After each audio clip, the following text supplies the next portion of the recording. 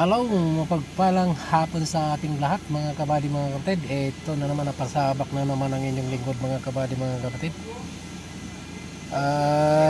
Dito sa... Yes! Ha?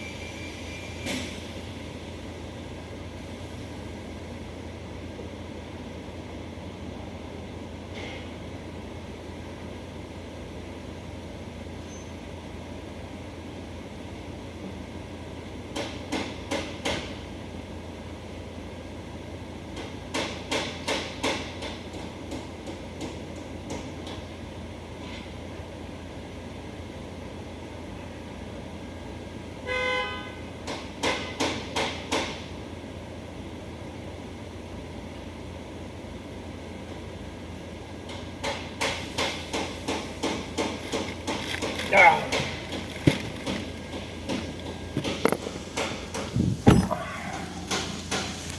Ay,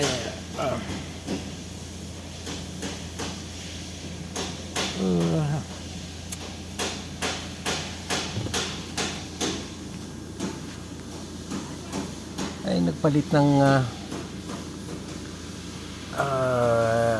rear radar mga kabady mga kapatid, yung DEC mga kabady mga kapatid, yung blind spot monitoring mga kabady mga kapatid. Ito nga, ito siya, oh, sa rear right magpalit ito mga kabady mga kapatid. So sa EBS mayroon ding code na lumabas. Ito, kung napapansin nyo yung mga kabady mga kapatid, yan. Yan.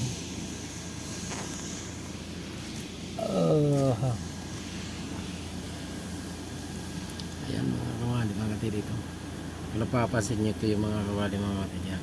Ito sa baba kulay green, ibig sabihin normal yan. Ayan, oh. Normal yan mga kabady mga kapatid. Ito lang sa taas mga kabady mga kapatid, dito nagka-code dito yung RCR, rear corner radar, ibig sabihin RCR. So ito yung code mga kabady mga kapatid, isang code ito yan. So code number C164D87 local can time out rear right. So tapos ito sa ABS anti-lock braking system, ito may dalawang code. Ito yun siya mga kabady mga din. Code number 1 C184087 communication error si RER mga kabady mga kapatid. So dito tayo muna sa ABS mga kabady mga kapatid. Ayan, tingnan natin kung ano yan. Ayan, so try natin update mga kabady, clear mga kabady mga kapatid, kung magiging normal yan siya. So back tayo mga kabady mga kapatid. So wala na, ito na yun siya, yung EBS naging normal na mga kabady mga kapatid, naging kulay green na. So dito naman tayo sa radar, try natin kung anong